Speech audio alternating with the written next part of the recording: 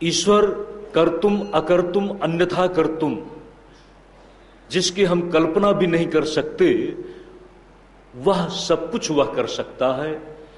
इसी बात का प्रयोग हिरण्यकश्यप की चुनौती के साथ ईश्वर ने दिया, अपने ईश्वरत्व का प्रदर्शन किया। अस्ति, ईश्वर है। हिरण्यकश्यप जिसे देख नहीं पा रहा, प्रहलाद उसके साथ अपने श्वास का, अपने जीवन के हर धड़कन का एहसास कर रहा है। नारायण के नाम पर प्रहलाद अपने आप को चला रहा है। हिरण्यकश्यप नारायण के नाम पर ही उसे खत्म करने का आयोजन बनाता है, और नारायण के नाम पर ही प्रहलाद जीवित बच जाता है। ध्यान दें, नारायण का नाम ले रहा है, इसलिए ये जीने योग्य नहीं है। दूसरा पक्ष है प्रहलाद का कि नारायण के नाम से ही अपने आप को वह जीवित देखना चाहता है। आपको मैंने प्रश्न किया था, आप सब जीवित हैं, जीवन के साथ में हैं, किसके लिए, किस लिए? भोगों की व्यवस्था के लिए जी रहे हैं, भोगों के साधन जुटाने के लिए जी रहे हैं। जिन भोगों के साधन जुटाने के लिए जी रहे हैं उनके आप भोक्ता बनते हैं। भोक्ता, भोग और भोग्य तीनों ही अलग हैं। भोगने की शक्ति चाहिए तो भोग पदार्थ को भोगा जा सकता है, वह भी क्षीण हो रही है। वह शक्ति भी आप अपने से अलग महसूस करते हैं। भोग पदार्थ भी आपसे अलग हैं। इसीलिए अंतरात्मा के तल पर न तो भोग प्रवेश कर पाते हैं, न भोग ठहर पाते हैं। शरीर के तल पर जिन भोगों का संयोग होता है, उन भोगों के साथ भोक्ता बनकर ये शरीर भी कभी उनसे पूर्ण तृप्त नहीं हो पाता, और भोक्तापन के साथ जो जुड़ी हुई हमारी चेतना है, शरीर के आलंबन के साथ अध्यस्त चेतना, जीव चेतना के रूप में कभी भी अपने आप में पूर्णता और परितृप्ति का अनुभव नहीं कर पाती, क्योंकि बाहर से कुछ भी पाया जाए, जो पाया गया वो अपने स्वरूप में नहीं है। जो पाया जाता है वह अन्यथा रूप है। अपने स्वरूप में उस परम लक्ष्य की व्यवस्था के साथ एक संकेत दिया, इस पर चर्चा कर चुके हैं। लक्ष्यम किम, लक्ष्यम तदेवाक्षरम सौम्य विद्धि, उपनिषद, मुंडकोपनिषद। लक्ष्य तो जो अक्षर अविनाशी तत्व है, जिस अक्षर अविनाशी तत्व को सद ब्रह्म के रूप में बताया, तदेतत् सत्यम, इस तरह से जिसकी परिभाषा दी, और उसने ही जब कुछ भी नहीं था तो इस सब के सृजन के लिए संकल्प किया, सा इच्छांचकारो, और उसने तपस तप्त्वा इदम सर्वम असृजत। ध्यान दें, जब सृजन हुआ तो ये सृष्टि किसकी है? संकल्प करने वाली की सृष्टि है। आप हम सब ये संपूर्ण विश्व ब्रह्मांडों की जो दृष्ट या श्रुत जो भी व्यवस्था है, जो भी उसका अस्तित्वगत रूप है, आप जो देख रहे हैं ये है आपके लिए दृश्य जगत। जिस बात को आप सुनते हैं, देखा नहीं है, स्वर्ग और लोक लोकांतर की कल्पना आपने देखा नहीं है, सुन रहे हैं, वो है श्रुत। तो दृष्ट और श्रुत जिसकी आप कल्पना कर सकते हैं, जो कुछ भी है सब जिसकी इच्छा के तंत्र में है, जिसकी इच्छा से है। आप भी तो उसी की इच्छा में हैं। आप जिसकी इच्छा में हैं, उसकी इच्छा में ही संयोग और वियोग का निरंतर खेल चल रहा है। संयोग के साथ जहां भी अनुकूल संयोग है, संयोग की व्यवस्था में आपके जन्म की शुरुआत हुई। जन्म के साथ ही आपको पता नहीं था, आपके जन्म के साथ एक वंश की वृद्धि मानी गई और वंश वृद्धि के प्रसंग में उत्सव मनाया गया। आपके जीवन की कहानी शुरू हुई और कहानी के साथ आपके जीवन और आपके शरीर से भी एक संबंधों की कहानी शुरू हुई और इस संबंध व्यवस्था का विस्तार हुआ। धीरे धीरे एक दिन संबंध सबसे टूटता है। संबंध टूटने का अर्थ है जो संयोग की व्यवस्था थी, शुरू हुई थी, जिसका विकास हुआ, जिसमें आपका जीवन आपकी ही दृष्टि में पूर्ण बना, वह अचानक टूट जाता है और इसी के साथ सब कुछ विच्छिन्न हो जाता है, न चाहते हुए। ये संसार एक नाटक की तरह से चल रहा है। कहते हैं हर नाटक शुरू होता है और हर नाटक समाप्त होता है। जब पुराण के 10 लक्षणों की चर्चा की तो सबसे पहले बताया सर्ग, सर्ग के साथ विसर्ग। सर्ग का अर्थ है सृष्टि, सामान्य सृष्टि। विसर्ग का अर्थ है विशेष सृष्टि, भावात्मक सृष्टि। एक संदर्भ में सृष्टि के मूल उपादान जब प्रकृति और पुरुष के परस्पर संबंध के साथ उसमें विकृति पैदा हुई, उस विकृति के साथ गुणों का स्पंदन, गुणों के साथ अहम की उत्पत्ति, इसी के साथ महतत्व और पंच महाभूत, तन्मात्राएं और ज्ञानेन्द्रीय, कर्मेंद्रीय, पंच प्राण, और इसी के साथ सात्विक अंश से देवगण। इन सब को सृष्टि का मूल उपादान घटक बताया। सृष्टि का विस्तार इनसे नहीं हुआ। उस संकल्पक ईश्वर ने, ब्रह्म ने नहीं, ईश्वर ने, माया विशिष्ट ब्रह्म ईश्वर कहा गया है। माया विशिष्ट, इसको ऐसा समझ लें, एक युवक जब तक शादी नहीं हुई तब तक वह सिर्फ एक युवक है, और जब शादी हो जाती है संसार की शुरुआत ही उसी के साथ होती है। शादी होने के साथ संसार की शुरुआत हुई। संसार के स्वरूप में माता पिता के रूप में। ध्यान देना, 2 ही रूप हैं संसार में आप सबके, पति पत्नी और माता पिता।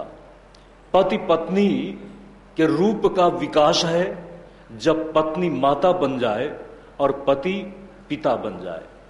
कल्पना करिए, आपके माता पिता थे तो वो भी तो पहले पति पत्नी थे। पति पत्नी के रूप में आपके माता पिता और आपके पितामह उन्होंने चाहा था कि मेरे वंश की वृद्धि हो। वंश की वृद्धि कब हुई? जब आपका जन्म हुआ। पितामह ने कहा कि मेरे घर में पौत्र का जन्म हुआ, पौत्री का जन्म हुआ। ध्यान दें, आपके पिता ने कहा कि मेरे यहां पुत्र का जन्म हुआ, लेकिन आपका पिता आपके जन्म के बाद क्या अपेक्षा रखता है कि मैं दादा हो जाऊं। लेकिन दादा कब बनेगा? जब आप यानी एक युवक शादी के बाद पति पत्नी के रूप से आगे बढ़ता हुआ माता पिता का रूप ले ले, तो संसार की व्यवस्था दो रूपों में ही चल रही है।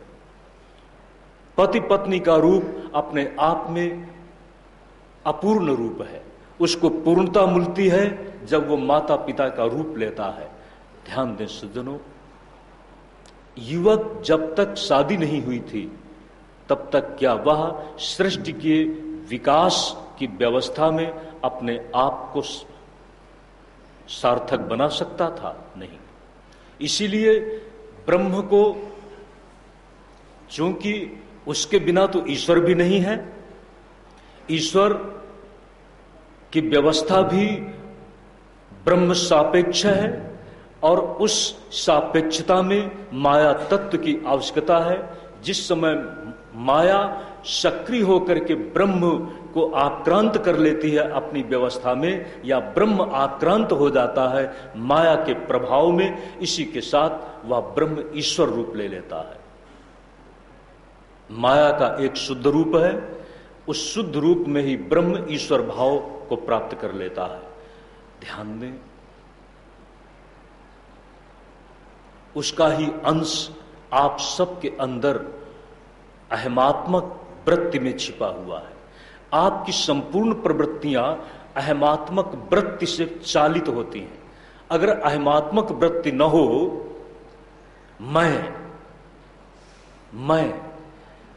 मैं के साथ जुड़ती है इच्छा, और इच्छा के साथ ही प्रवर्तन होता है, प्रवृत्ति होती है, और प्रवृत्ति की व्यवस्था का विस्तार और विकास होता है। ध्यान दें, प्रवृत्ति के उपादान है ज्ञानेन्द्रिय और कर्मेंद्रिय, और इस सब की भोग भूमि है, प्रवृत्ति भूमि है ये आपको दिखाई पड़ने वाली जमीन, धरती। ध्यान दें सज्जनों, ये सब जिससे है उससे है। आप चल किससे रहे हैं? गामा विश्च भूतानी धारयाम्य हमोजसा पुष्रामि चौषधि सर्वा सोमो भूत्वा रसात्मका। कहने का तात्पर्य है ये सब जिसके द्वारा घटित हुआ और जिसकी ही व्यवस्था में पोषण आदि के उपक्रम से पुष्ट होकर के अपनी प्रवृत्ति में चल रहा है जगत। जगत का दो रूप, एक दृश्य जगत और इसके साथ साथ इसमें वस्तुओं का, पदार्थों का समूह और उसका भोक्ता जीव, और जीव चेतना में भी रहने वाला चिन्मय तत्व जो अपने आप में अज्ञान से युक्त है, वह चेतना जीव भाव में, और जो अज्ञान से मुक्त चेतना है वह है अपने आप में शुद्ध ब्रह्म रूप में। वेदांत तुम्हें तुम्हारे दो रूपों में देखता है। एक तो तुम्हारा रूप है जीव भाव में, लेकिन जीव भाव औपाधिक है अविद्या के संदर्भ से, लेकिन निरुपाधिक रूप में तुम चिन्मय ब्रह्म स्वरूप हो। वह ब्रह्म स्वरूप जो समष्टि जगत का कारण बनता है माया के संबंध से, वही ब्रह्म आपकी प्रवृत्तियों में जीव बनता है अविद्या के संबंध से। वास्तव में तुम उसी ब्रह्म का प्रतिनिधित्व कर रहे हो। यह है वेदांत विज्ञान। इस वेदांत विज्ञान को दृष्टि में रखकर उपनिषद ने एक प्रश्न पैदा किया,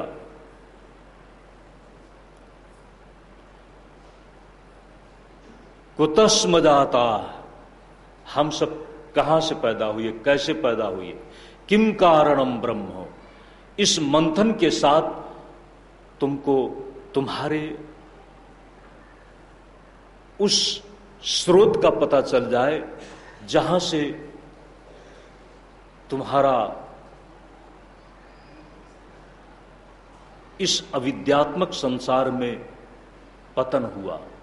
अविद्यात्मक संसार में तुम्हारी प्रतिष्ठा हुई, अविद्यात्मक संसार में तुम आए, जुड़े, लेकिन वास्तव में तुम्हारा स्रोत क्या है, तुम अपने मौलिक स्वरूप में क्या हो, इसको बताने के लिए, समझाने के लिए एक उदाहरण देते हैं।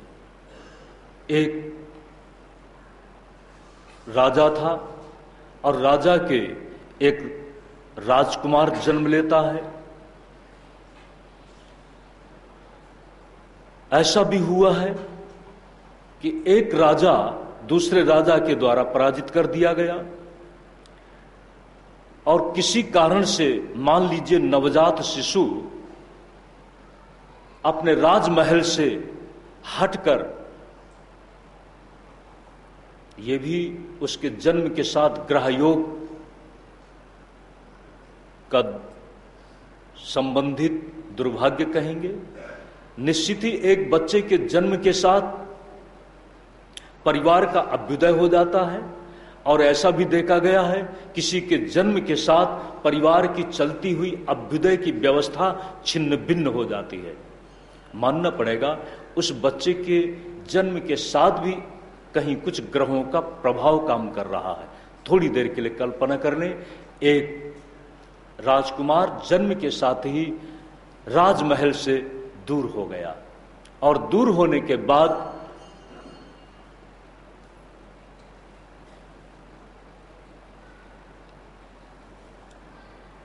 अपनी भूमि से हटकर, अपने स्वजन संबंधियों से हटकर, अपनी कुल मर्यादा के अनुरूप जो परिवेश था उसमें वह पल रहा है। मान लो आदिवासियों के बीच में, भीलों के बीच में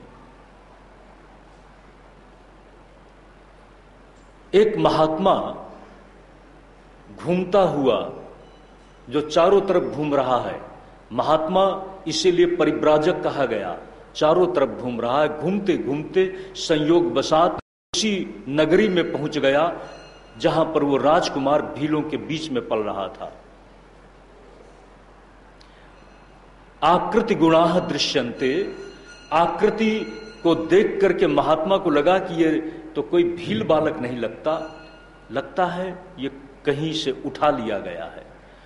महात्मा ने पता किया और पता करने के साथ ही साथ पता चला, भील के नायक ने बताया कि ये बच्चा हमारे द्वारा, कभी हमारे ग्रुप के द्वारा अपहृत कर लिया गया था।